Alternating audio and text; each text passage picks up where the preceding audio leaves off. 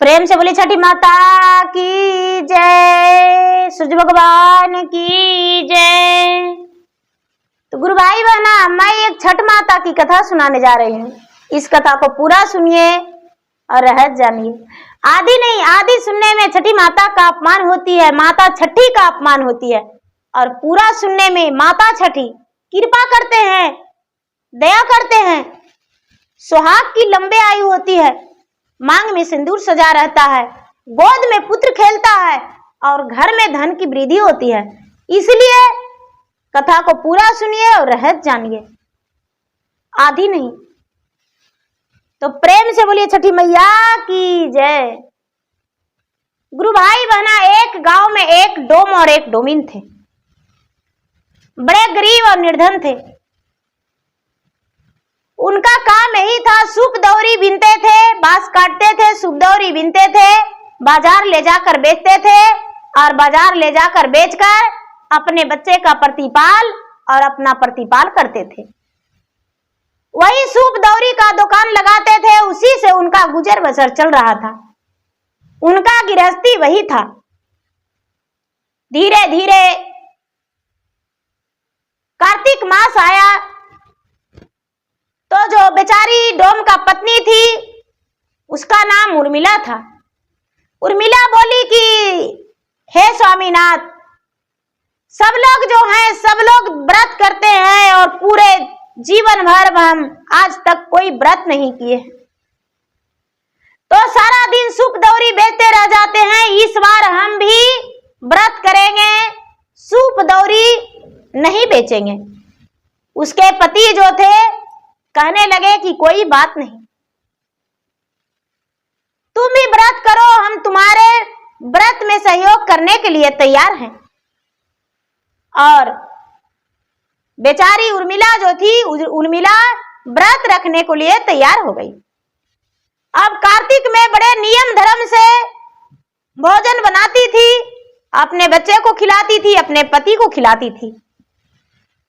धीरे धीरे समय बीत रहा था। दीपावली बीत गया बड़े अच्छे से, लेकिन दीपावली के बाद उसका सूप नहीं बिकने लगा, दौरी नहीं बिकने लगा। बाजार में सब लोग सबके दुकान पर जा रहे हैं, लेकिन इसका दुकान पे कोई भी खरीदने नहीं जा रहे हैं। उर्मिला के पति बड़े उदास थे। अपने पत्नी से कहते हैं कि सुनो प्रिय, तू व्रत मत करो, व्रत छोड़ दो, क्योंकि व्रत करेगी तो बिक्री 1 रुपया का नहीं, सबका दुकान पर सभी ग्राहक जा रहे हैं, सूप दौरी का बिक्री हो रहा है, पर मेरा दुकान पर तो लगता है कि जैसे कोई मेरा दुकान को बांध रखा है, मेरा दुकान पे कोई ग्राहक नहीं आते हैं। आखिर मैं करूं तो क्या करूं? डोमिन बोली, जो उर्मिला थी, उर्मिला बोली, हे स्वामीनाथ, मैंने माता छठी का व्रत करने को लिए कहा है और करेंगे।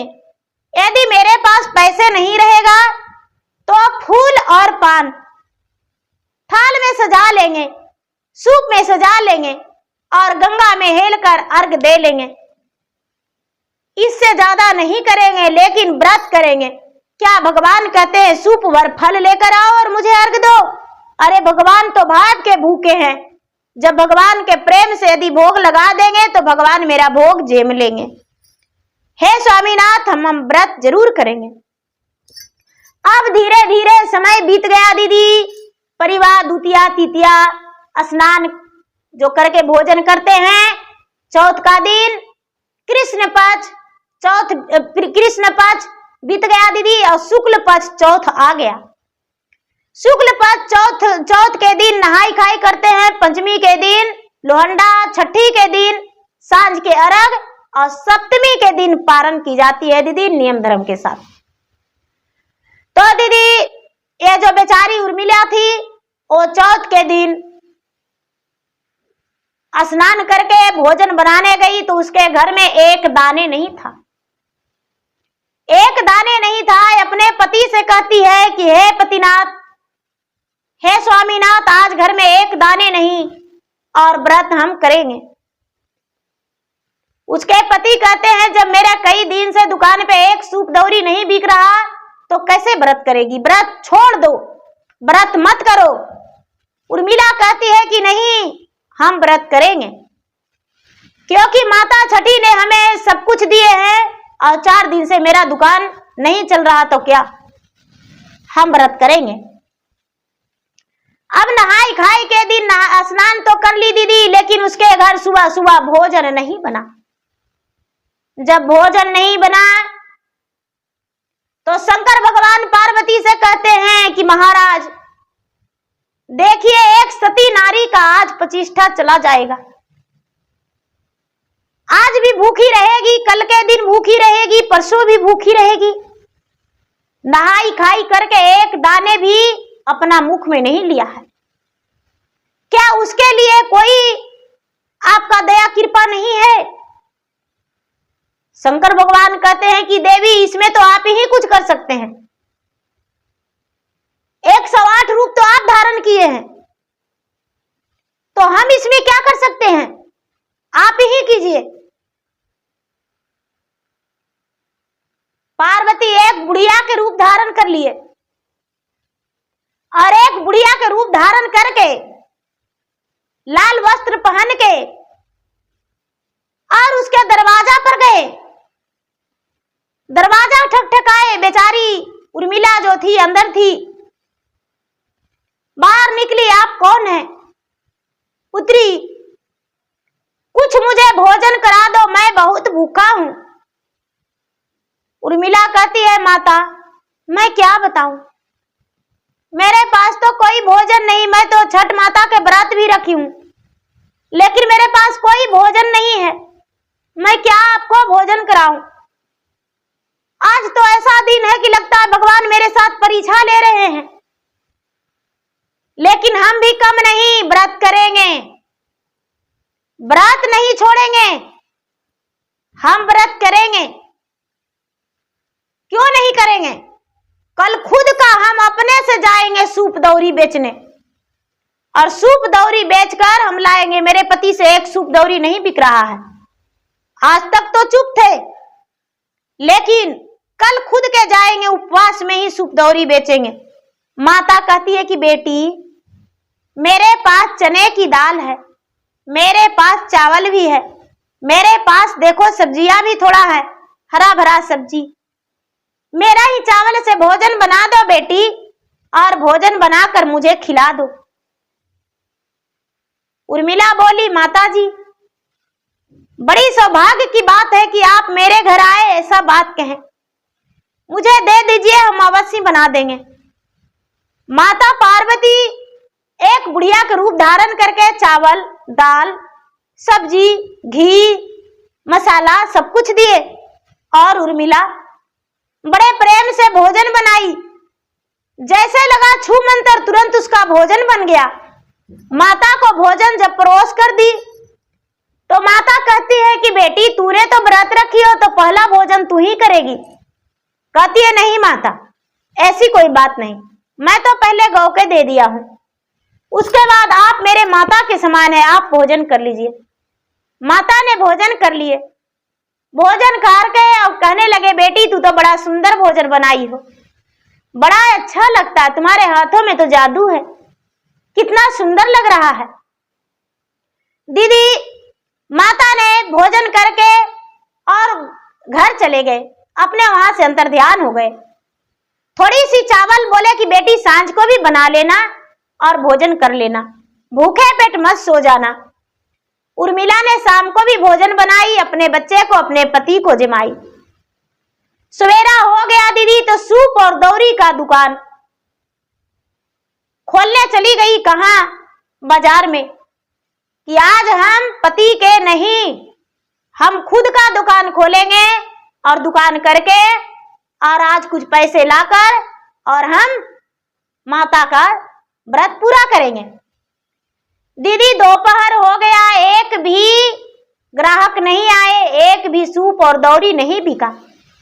उसके पति कहते हैं, उर्मिला तू चल जाओ, क्योंकि समय होने वाला है, कब तू क्या करेगी? कहती है उर्मिला, जब मेरे घर कुछ रहेगा तब तो करेंगे, नहीं, मेरे घर तो कुछ है ही नहीं, इसीलिए इसी जगह पे हम चुपचाप भूखे प्यासे रह जाएंगे।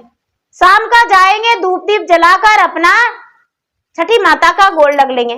दोनों बात कर रहे थे कि तभी एक व्यक्ति आए, बूढ़ा, और कहने लगे, अरे भाई सूप दौरी वाला, तुम्हारे पास कितना सूप दौरी है? उर्मिला के पति बोले कि मेरे पास तो कई दिन का सूप दौरी सब बाकी है।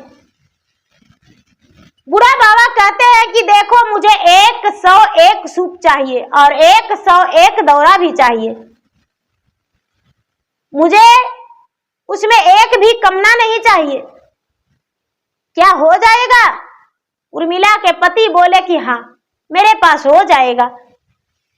उर्मिला से बोले कि तुम यहीं पर रहो, हम घर से आते हैं लेकर। जो भी दौरी सूप था सब लेकर उसके पति गए। स्वयं सूर्य भगवान खुद से सूप और दौरी उर्मिला के दुकान से खरीद लिए और बोले कि मुझे दे दीजिए, हम लेकर जाएंगे। उर्मिला के पति कहते हैं कि ठीक है। एक पोटली में बंधा हुआ पैसा दे दिया और बोले कि इसमें सारी पैसा है, पैसा गिनती कर लो, क्योंकि मैं बूढ़ा हूं, मुझे दिखता नहीं है, बहू ने पैसा दिया है, पैसा गिन लो। उर्मिला के पति बोले कि देखिए, आप जब पैसे दिए हैं तो कम नहीं होगा, हम कोई पैसे गिनती नहीं करेंगे। उर्मिला के पति ने सारी सूप दौरी गिन कर दे दिए और कहने लगे, क्या आप कोई मोटर गाड़ी नहीं मंगवाए? आप कैसे इतना सूप और दौरी ले जाएंगे, कहाँ रखेंगे?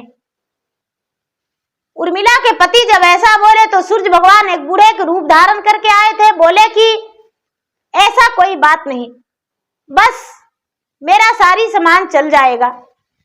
छोटे छोटे कितने सारे बच्चे आए और सब सूप दौरी उठाकर वहां से सूर्य मंदिर के पास चले गए।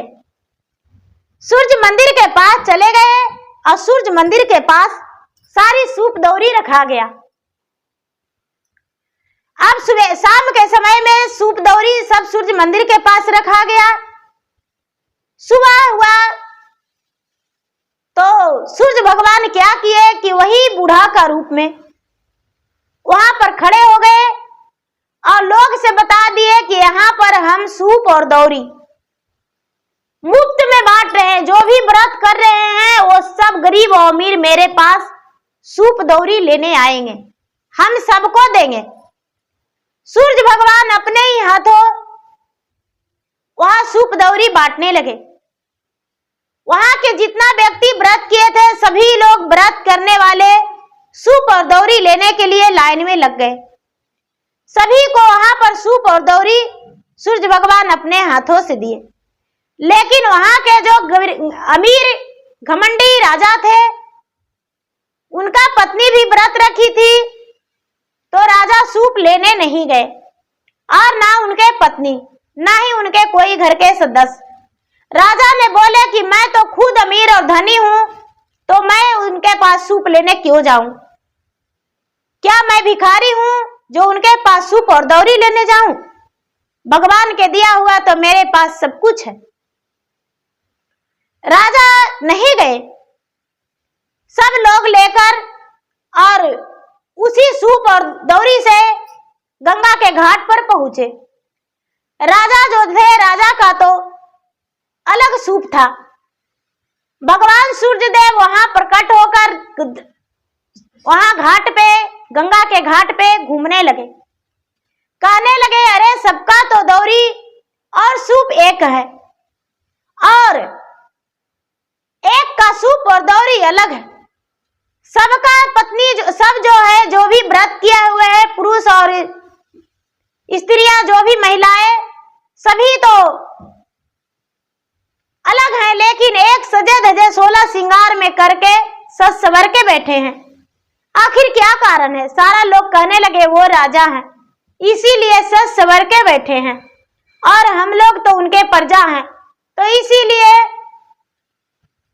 बस जैसे हूं वैसा ही मैं व्रत किया हूँ। और कोई बात नहीं, एक बूढ़े व्यक्ति थे, वो सूप और दौरी बांटे हैं, मैं उनसे लाकर और व्रत किया हूँ। भगवान उनके पास गए और जाकर बोले कि हे राजन, कल जब सूर्य मंदिर के पास सूप और दौरी बट रहा था तो आप क्यों नहीं सूप लेने गए? क्या हुआ था जो आप सूप और दौरी नहीं लिए? राजा बोले कि देखिए, ज्यादा ज्ञानी मेरे पास मत बनिए। सूप और दौरी जो लेते हैं जो भिखारी रहते हैं, और मैं तो बहुत अमीर और धनवान हूं, तो भला मैं सूप और दौरी कैसे लाने जाते? मैं तो आज तक किसी के सामने हाथ नहीं फैलाया हूं, तो आज कैसे फैला देते? भगवान बोले धन के घमंड में लोग को चूर नहीं होना चाहिए। राजा जब घर गए, अर्घ देकर रानी के साथ सब लोग घर गए। जब सब लोग घर गए तो वहां रानी देखती है कि अरे, मेरा तो धन संपत्ति अपने आप जहां के तहां हो रहा है, ऐसे कैसे हो रहा है? आखिर क्या हुआ? क्या अपमान किए हम? राजा कहते हैं कि मैंने तो ऐसा कुछ भी नहीं किया, ऐसे कैसे हो रहा है? मेरे घर से धन संपत्ति सब बिला रहा है। सुबह में जाकर अर्घ दिए, अर्घ देकर सब कोई लौटे, सब कोई अपना अपना घर में व्रत खोले। राजा बेचैन सी होने लगे और भगवान से बोले, हे भगवान, सारी लोग व्रत किए, सारा लोग खुश है, लेकिन मेरा पति व्रत किया तो मैं खुश नहीं हूं। आखिर क्या कारण हो सकता है जो मेरे साथ ऐसा हो रहा है? जब रात हुआ तो राजा सपने में देख रहे हैं कि हे राजा, तूने मुझसे घमंड किया, मैं तुम्हारे पास गया सूप दौरी मंदिर के पास बांटने, तो तूने मेरे पास नहीं आया। जो भी व्रत करते हैं वो घमंड नहीं करते हैं, और तूने घमंड किया। यदि घमंड करोगे तो तुम्हारा सारा धन नष्ट हो जाएगा और तुम सबकी तरह एक गरीब इंसान ही रह जाओगे। राजा ने भगवान के सामने हाथ जोड़ा और बोला कि हे भगवान, कभी दोबारा ऐसा गलती नहीं करेंगे, मुझे क्षमा कर दीजिए, क्योंकि मैं अनजान था, मुझे पता नहीं था। भगवान बोले, हे राजन, जब तुम्हारे पास धन था तो फिर गरीबों में क्यों नहीं दान किया? गरीबों में क्यों नहीं बांटा? अमीर तो वो होते हैं जो माता छठी के नाम पर लोग को दान करते हैं। यदि दान नहीं लेते हो तो देना सीखो। राजा ने स्वीकार किए और राजा बोले कि हे भगवान, आपने मुझे सपने में देकर बड़े अच्छे किए। मैं तो अपने आप में घमंड कर लिया था, लेकिन आज से मैं आपको वचन देता हूं कि जब भी छठ व्रत आएगा, कार्तिक मास आएगा, तो पलटा, फूल, पान और फल, सूप, दौरा जितना बन पड़ेगा हम सबको घर भी जाएंगे और बांटेंगे। भगवान उसे स्वप्न देकर अंतर्ध्यान हो गए। राजा का आंख खुला तो राजा अपने रानी से सारी बातें बताए। राजा कहने लगे, रानी बोली कि हाँ राजन, यही सत्य है। आखिर 1 से 2 दिन में कितने धन संपत्ति सब जहां के तहां कैसे कैसे हो गया? मुझे तो समझ में नहीं आ रहा था कि ये सब ऐसे कैसे हो रहा है। ऐसा बात राजा भी सुनकर बड़े खुश हो गए कि भगवान ने मुझे स्वप्न में दिए। राजा ने जब फिर से छठ व्रत आया तो राजा ने ढेरी के ढेरी सूप, दौरी, फल, फलहरियां, पलटा सब कुछ दान दिए। गरीबों में रुपया, पैसा, चावल, गेहूं सब कुछ दान दिए। वहां के प्रजा खुश रहने लगे और कहने लगे, राजा तो बड़े धनवान हैं। राजा देखिए, पर साल मंदिर के पास सूप लेने और दौरे लेने नहीं गए, लेकिन इस बार तो राजा को लगा कि चलो हम भी बांटेंगे। और राजा साहब खुद को सूप, दौरी, फल, फलहरियां सब कुछ बांट रहे हैं।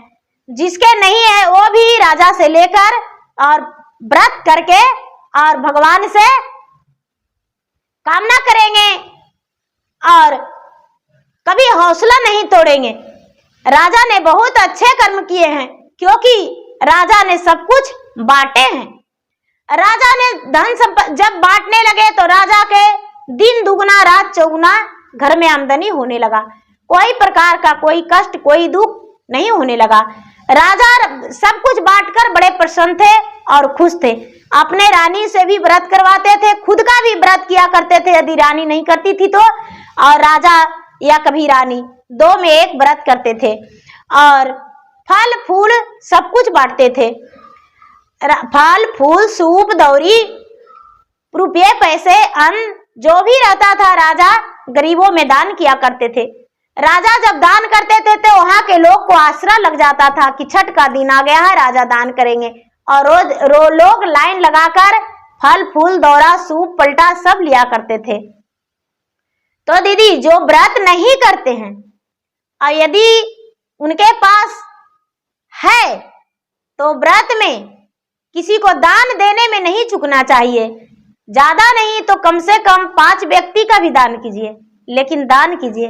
व्रत में दान करना ही पुण्य है, क्योंकि माता छठी जो है, माता छठी सबको दिए हैं खुश रहने को लिए, तो दान करने से कम नहीं पड़ता है।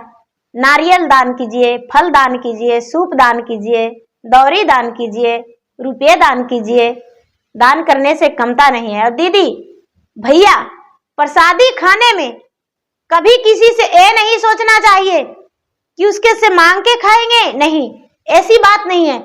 किसी से भी आप थोड़ी सी प्रसादी लेकर मांग कर यदि मुख में डाल लिए हैं तो आपका वो प्रसादी अमृत बन जाएगा, और आपको हो सकता है कि किसी भी कष्ट आपके शरीर पे आने वाले हो, वो कष्ट छठी माता की कृपा से दूर हो जाएगा, आपके पास वो कष्ट नहीं आएगा। छठी माता के प्रसादी अमृत के समान अमृत बन जाता है। जो लोग मांगकर खा लेते हैं उसे माता छठी प्रसन्न हो जाते हैं, कभी माता छठी नाराज नहीं होते हैं। छठी माता का प्रसादी कभी नाली में नहीं डालना चाहिए, कभी भी ऐसी जगह नहीं फेंकना चाहिए कि जिसमें लात लग जाए। छठी माता का प्रसादी में तुलसी का पत्र डलाता है और तुलसी का पत्ता में लात नहीं लगना चाहिए।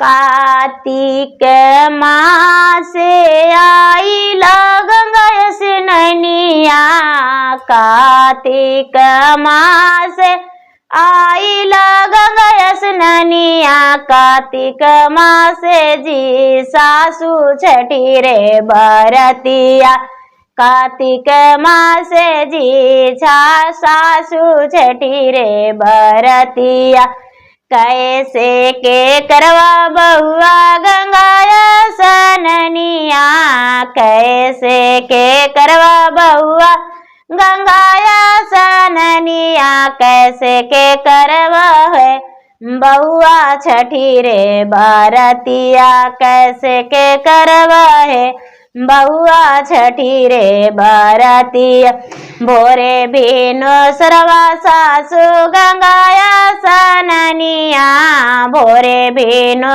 सरवा सासु गंगा स्नानिया, सांझ के बेरिया जी सासु छठी रे बरतिया, सांझ के बेरिया जी सासु छठी रे बरतिया, सुबेरे बेरिया जी सासु सूरज के आरगिया, सुबेरे बेरिया जी सासु सूरज के आरगिया, किया फला देतन बहुआ गंगा स्नानिया, किया फला देतन बहुआ गंगा स्नानिया, किया रे फल हो देतन छठी रे बरतिया, किया रे फल हो देतन छठी रे बरतिया, मांगा के सेंदुरवा सासु गंगा स्नानिया, मांगा के सेंदुरवा सासु गंगा के स्नानिया, बालक फलवा जी सासु छठी रे बरतिया, धन दौलत जी सासु छठी रे बरतिया, नैहर में देतन जी सासु छठी रे बरतिया, भाई भातीजा देतन जी सासु छठी रे बरतिया, कुल परिवार देतन जी सासु छठी रे बरतिया। प्रेम से बोली छठी माता की जय।